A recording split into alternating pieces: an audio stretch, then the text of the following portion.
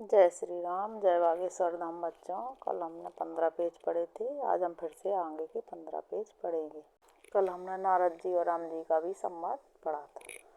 मुझे दुनिया से क्या लेना, मेरे बाबा से यारी है, मेरे बाबा से यारी है, मेरे बाबा से यारी है। मुझे दुनिया से क्या लेना। जय श्री राम। कुंद पुष्प और नील कमल के समान सुंदर, गौर एवं श्याम वर्ण, अत्यंत बलवान, विज्ञान के धाम शोभा संपन्न, श्रेष्ठ धनुर्धर, वेदों के द्वारा वंदित, गौ एवं ब्राह्मणों के समूह के प्रिय, माया से मनुष्य रूप धारण किए हुए, श्रेष्ठ धर्म के लिए कवच स्वरूप, सबके हितकारी, श्री सीता जी की खोज में लगे हुए पथिक रूप, रघुकुल के श्रेष्ठ श्री राम जी और श्री लक्ष्मण जी दोनों भाई निश्चय ही हमें भक्तिप्रद हो। वे सुकृति धन्य जो वेद रूपी समुद्र से उत्पन्न हुए, कलयुग के मल को सर्वथा नष्ट कर देने वाले अविनाशी भगवान श्री शंभु के सुंदर एवं श्रेष्ठ मुख रूपी चंद्रमा में सदा शोभायमान, जन्म मरण रूपी रोग के औसत सबको सुख देने वाले और श्री जानकी जी के जीवन स्वरूप श्री राम नाम रूपी अमृत का निरंतर पान करते रहते हैं। जहाँ श्री शिव पार्वती बसते हैं, उस काशी के मुक्ति की जन्म भूमि, ज्ञान की खान और पापों का नाश करने वाली जानकर उसका सेवन क्यों न किया जाए। जिस भीषण हलाल विष से सब देवतागण जल रहे थे, जिन्होंने स्वयं पान कर लिया, रे मंद मंद तू उन शंकर जी को क्यों नहीं भजता, जिनके समान कृपालु कौन है। श्री रघुनाथ जी फिर आगे चले। ऋषमुख पर्वत निकट आ गया, वहाँ मंत्रियों सहित सुग्रीव रहते थे। अतुलनीय बल की सीमा श्री रामचंद्र जी और लक्ष्मण जी को आते देखकर सुग्रीव अत्यंत भयभीत होकर बोले, हे हनुमान, सुनो, ये दोनों पुरुष बल और रूप के निधान है। तुम ब्रह्मचारी का रूप धारण करके जाकर देखो। अपने हृदय में उनकी यथार्थ बात जानकर मुझे इशारे से समझा कर कह देना। यदि वे मन के मलिन बाली के भेजे हुए हों तो मैं तुरंत ही इस पर्वत को छोड़कर भाग जाऊं। हनुमान जी ब्राह्मण का रूप धरकर वहां गए और मस्तक नवाकर इस प्रकार पूछने लगे, हे वीर, सांवले और गोरे शरीर वाले आप कौन हैं जो क्षत्रिय के रूप में वन में फिर रहे हैं। हे स्वामी, कठोर भूमि पर कोमल चरणों से चलने वाले आप किस कारण वन में विचर रहे हैं। मन को हरण करने वाले आपके सुंदर कोमल अंग हैं और आप वन के दुसह धूप और वायु को सह रहे हैं। क्या आप ब्रह्मा विष्णु महेश इन 3 देवताओं में से कोई हैं, या आप दोनों नर और नारायण हैं, अथवा आप जगत के मूल कारण और संपूर्ण लोकों के स्वामी स्वयं भगवान हैं, जिन्होंने लोगों को भाव सागर से पार उतारने तथा पृथ्वी का भार नष्ट करने के लिए मनुष्य रूप में अवतार लिया है। हम कौशलराज दशरथ जी के पुत्र हैं और पिता का वचन मानकर वन आए हैं। हमारे राम लक्ष्मण नाम है, हम दोनों भाई हैं। हमारे साथ सुंदर सुकुमारी स्त्री थी। यहाँ राक्षस ने जानकी को हर लिया है। ब्राह्मण, हम उसे ही खोजते फिरते हैं। हमने तो अपना चरित्र कह सुनाया, अब हे ब्राह्मण अपनी कथा समझा कर कहिए। प्रभु को पहचान कर हनुमान जी उनके चरण पकड़कर पृथ्वी पर गिर पड़े। शिव जी कहते हैं, हे पार्वती, वह सुख वर्णन नहीं किया जा सकता। शरीर पुलकित है, मुख से वचन नहीं निकलता। वे प्रभु के सुंदर वेश की रचना देख रहे हैं। फिर धीरज धरकर स्तुति की। अपने नाथ को पहचान लेने से हृदय में हर्ष हो रहा है। हे स्वामी, मैंने जो पूछा है, मेरा पूछना तो न्याय था, परंतु आप मनुष्य की तरह कैसे पूछ रहे हैं। मैं तो आपकी माया के बस भूला फिरता हूँ, इसी से मैंने अपने स्वामी को नहीं पहचाना। एक तो मैं यूं ही मंद हूँ, दूसरे मोह के बस में हूँ, तीसरे हृदय का कुटिल और अज्ञान हूँ। फिर भी हे दीन बंधु भगवान, प्रभु ने भी मुझे भुला दिया। हे नाथ, यद्यपि मुझ में बहुत अवगुण है, तथापि सेवक स्वामी की विस्मृति में न पड़े। हे नाथ, जीव आपकी माया से मोहित है, वह आप ही की कृपा से निस्तार पा सकता है। उस पर हे रघुवीर, मैं आपकी दुहाई करके कहता हूँ कि मैं भजन साधन कुछ नहीं जानता। सेवक स्वामी के पुत्र माता के भरोसे निश्चिंत रहता है। प्रभु को सेवक का पालन पोषण करते ही बनता है। ऐसा कहकर हनुमान जी अकुलाकर प्रभु के चरणों पर गिर पड़े। उन्होंने अपना असली शरीर प्रकट कर दिया। उनके हृदय में प्रेम छा गया। तब श्री रघुनाथ जी ने उन्हें उठाकर हृदय से लगा लिया और अपने नेत्रों के जल से सींचकर शीतल किया। हे कपि, सुनो, मन में ग्लानि मत मानना। तुम मुझे लक्ष्मण से भी दूने प्रिय हो। सब कोई मुझे समदर्शी कहते हैं, पर मुझको सेवक प्रिय है, क्योंकि वह अनन्य गति होता है। और हे हनुमान, अनन्य वही है जिसकी ऐसी बुद्धि कभी नहीं टलती कि मैं सेवक हूँ और यह चराचर जगत मेरे स्वामी भगवान का रूप है। स्वामी को अनुकूल देखकर पवन कुमार हनुमान जी के हृदय में हर्ष छा गया और उनके सब दुख जाते रहे। हे नाथ, इस पर्वत पर वानर राज सुग्रीव रहता है, वह आपका दास है। हे नाथ, उससे मित्रता कीजिए और उसे दीन जानकर निर्भय कर दीजिए। वह सीता जी की खोज करावेगा और जहाँ तहाँ करोड़ों वानरों को भेजेगा।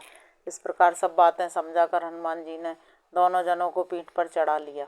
जब सुग्रीव ने श्री रामचंद्र जी को देखा तो अपने जन्म को अत्यंत धन्य समझा। सुग्रीव चरणों में मस्तक नवाकर आदर सहित मिले। श्री रघुनाथ जी भी छोटे भाई सहित उनसे गले लगकर मिले। सुग्रीव मन में इस प्रकार सोच रहे हैं कि ये विधाता, क्या ये मुझसे प्रीति करेंगे। तब हनुमान जी ने दोनों ओर की सब कथा सुनाकर अग्नि को साक्षी देकर परस्पर दृढ़ करके प्रीति जोड़ दी। दोनों ने प्रीति की कुछ भी अंतर नहीं रखा। तब लक्ष्मण जी ने श्री रामचंद्र जी का सारा इतिहास कहा। सुग्रीव ने नेत्रों में जल भरकर कहा, हे नाथ, मिथिलेश कुमारी जानकी जी मिल जाएंगी। मैं एक बार यहाँ मंत्रियों के साथ बैठा हुआ कुछ विचार कर रहा था, तब मैंने पराये के बस में पड़ी बहुत विलाप करती हुई सीता जी को आकाश मार्ग से जाते देखा था। हमें देखकर उन्होंने राम राम हा राम पुकार कर वस्त्र गिरा दिया था। श्री राम जी ने उसे मांगा, तब सुग्रीव ने तुरंत ही दे दिया। वस्त्र को हृदय से लगाकर रामचंद्र जी ने बहुत ही सोच किया। सुग्रीव ने कहा, हे रघुवीर, सुनिए, सोच छोड़ दीजिए और मन में धीरज लाइए। मैं सब प्रकार से आपकी सेवा करूंगा, जिस उपाय से जानकी जी आकर आपको मिलें। कृपा के समुद्र और बल की सीमा श्री राम जी सखा सुग्रीव के वचन सुनकर हर्षित हुए। हे सुग्रीव, मुझे बताओ, तुम वन में किस कारण रहते हो। हे नाथ, बाली और मैं दोनों भाई हैं। हम दोनों में ऐसी प्रीति थी कि वर्णन नहीं की जा सकती। हे प्रभु, मैं दानव का एक पुत्र था, उसका नाम माया भी था। एक बार वह हमारे गांव में आया। उसने आधी रात को नगर के फाटक पर आकर पुकारा। बाली शत्रु के बल को सह नहीं सका, वह दौड़ा। उसे देखकर माया भी भागा। मैं भी भाई के संग लगा चला गया। वह माया भी एक पर्वत की गुफा में जा घुसा। तब बाली ने मुझे समझाकर कहा, तुम एक पखवाड़े तक मेरी बाट देखना। यदि मैं उतने दिनों में ना आऊँ तो जान लेना कि मैं मारा गया। हे खरारी, मैं वहाँ महीने भर तक रहा। वहाँ रक्त की बड़ी भारी धारा निकली। तब उसने बाली को मार डाला। आकर मुझे मारेगा अब, इसलिए मैं वहाँ एक सिला लगाकर भाग आया। मंत्रियों ने नगर को बिना स्वामी का देखा तो मुझको जबरदस्ती राज्य दे दिया। बाली उसे मारकर घर आ गया। मुझे देखकर उसने जी में भेद बढ़ाया। उसने मुझे शत्रु के समान बहुत अधिक मारा और मेरा सर्वस्व तथा मेरी स्त्री को भी छीन लिया। हे कृपालु रघुवीर, मैं उसके भय से समस्त लोकों में बेहाल होकर फिरता रहा। वह साप के कारण यहाँ नहीं आता, तो भी मैं मन में भयभीत रहता हूँ। सेवक का दुख सुनकर दीनों पर दया करने वाले श्री रघुनाथ जी की दोनों विशाल भुजाएं फड़क उठीं। हे सुग्रीव, सुनो, मैं एक ही बाण से बाली को मार डालूंगा। ब्रह्मा और रुद्र की शरण में जाने पर भी उसके प्राण न बचेंगे। जो लोग मित्र के दुख से दुखी नहीं होते, उन्हें देखने से ही बड़ा पाप लगता है। अपने पर्वत के समान दुख को धूल के समान और मित्र के धूल के समान दुख को सुमेरु के समान जाने। जिन्हें स्वभाव से ही ऐसी बुद्धि प्राप्त नहीं है, वे मूर्ख हट करके क्यों किसी से मित्रता करते हैं। मित्र का धर्म है कि वह मित्र को बुरे मार्ग से रोककर अच्छे मार्ग पर चलावे, उसके गुण प्रकट करे और अवगुणों को छिपावे। देने लेने में मन में शंका न रखे, अपने बल के अनुसार सदा हित ही करता रहे। विपत्ति के समय में तो सदा 100 गुना स्नेह करे। वेद कहते हैं कि संत मित्र के गुण ये हैं, जो सामने तो बना बनाकर कोमल वचन कहता है और पीठ पीछे बुराई करता है तथा मन में कुटिलता रखता है। हे भाई, जिसका मन सांप की चाल के समान टेढ़ा है, ऐसे कुमित्र को तो त्यागने में ही भलाई है। मूर्ख सेवक, कंजूस राजा, उल्टा स्त्री और कपटी मित्र, ये चारों सूल के समान है। हे सखा, मेरे बल पर अब तुम चिंता छोड़ दो, मैं सब प्रकार से तुम्हारे काम आऊँगा। सुग्रीव ने कहा, हे रघुवीर, सुनिए, बाली महान बलवान है और अत्यंत रणधीर है।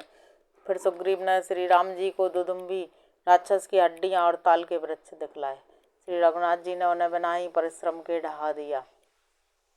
श्री राम जी का अपरिमित बल देखकर सुग्रीव की प्रीति बढ़ गई और उन्हें विश्वास हो गया कि ये बाली का वध अवश्य करेंगे। वे बार बार चरणों में सिर नवाने लगे। प्रभु को पहचान कर सुग्रीव मन में हर्षित हो रहे थे।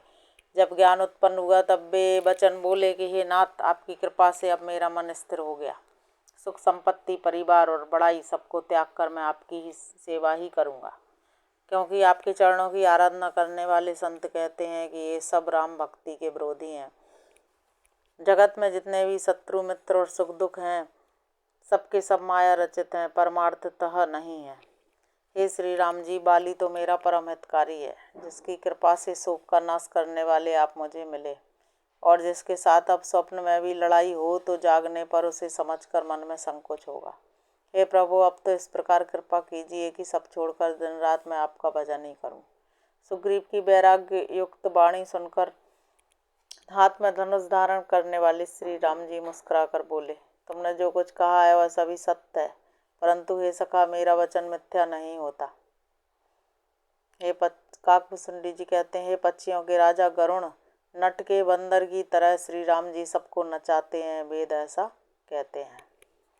तदंतर सुग्रीव को साथ लेकर और हाथों में धनुष बाण धारण करके श्री रघुनाथ जी चले। तब श्री रघुनाथ जी ने सुग्रीव को बाली के पास भेजा। वह श्री राम जी का बल पाकर बाली के निकट जाकर गरजा। बाली सुनते ही क्रोध में भरकर वेग से दौड़ा। उसकी स्त्री तारा ने चरण पकड़कर उसे समझाया कि हे नाथ सुनिए, सुग्रीव जिनसे मिले हैं वे दोनों भाई तेज और बल की सीमा हैं। वे कौशलाधीश दशरथ जी के पुत्र राम और लक्ष्मण संग्राम में काल को भी जीत सकते हैं। बाली ने कहा, हे वीरू प्रिय सुनो, श्री रघुनाथ जी समदर्शी हैं, जो कदाचित वे मुझे मारेंगे ही तो मैं सनात हो जाऊंगा। ऐसा कहकर वह महान अभिमानी बाली सुग्रीव को तिनके के समान जानकर चला। दोनों भिड़ गए। बाली ने सुग्रीव को बहुत धमकाया और घूंसा मारकर बड़े जोर से गरजा। तब सुग्रीव व्याकुल होकर भागा। घूंसे की चोट उसे वज्र के समान लगी। हे कृपालु रघुवीर, मैंने आपसे पहले ही कहा था कि बाली मेरा भाई नहीं है, काल है। श्री राम ने कहा, तुम दोनों भाइयों का एक सा ही रूप है, इसी भ्रम से मैंने उसको नहीं मारा। फिर श्री राम जी ने सुग्रीव के शरीर को हाथ से स्पर्श किया, जिससे उसका शरीर वज्र के समान हो गया और सारी पीड़ा जाती रही। तब श्री राम जी ने सुग्रीव के गले में फूलों की माला डाल दी और फिर उसे बड़ा भारी बल देकर भेजा।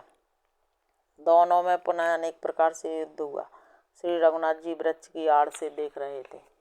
सुग्रीव ने बहुत से छलबल किए, किंतु भय मानकर हृदय से हार गया। तब श्री राम जी ने तानकर बाली के हृदय में बाण मारा।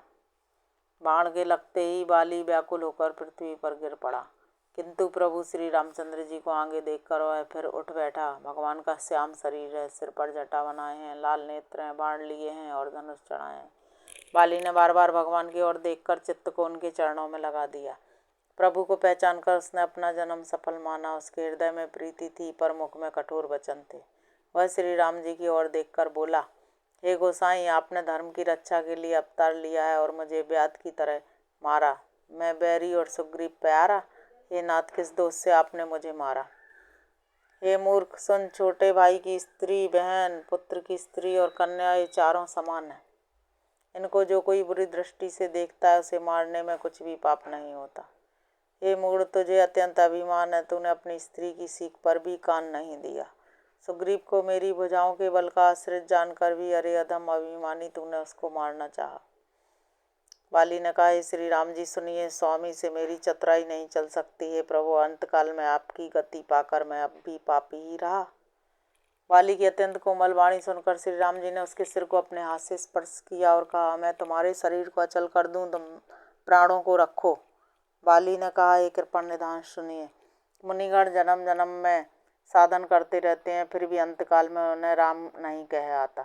जिनके नाम के बल से शंकर जी काशी में सबको समान रूप से अविनाशनी गति देते हैं, वह श्री राम जी स्वयं मेरे नेत्रों के सामने आ गए हैं। हे प्रभु, ऐसा संयोग क्या फिर कभी बन पड़ेगा?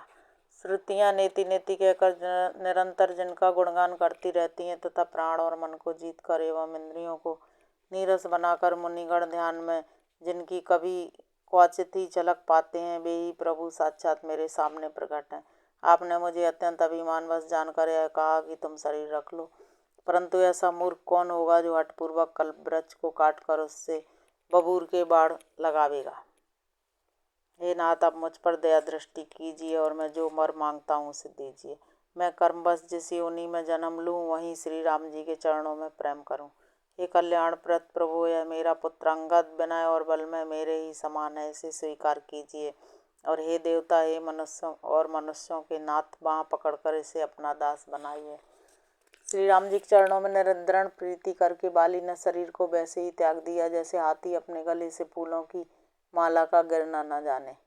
श्री रामचंद्र जी ने बाली को अपने परमधाम भेज दिया। नगर के सब लोग व्याकुल होकर दौड़े।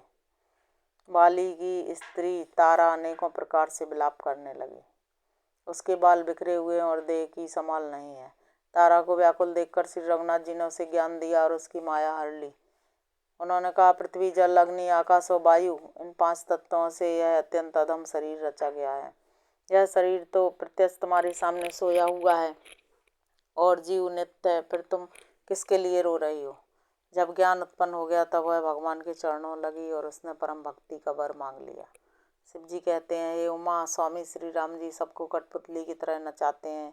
तदंतर श्री राम जी ने सुग्रीव को आज्ञा दी और सुग्रीव ने विधि पूर्वक बाली का सब मृतक क्रम किया।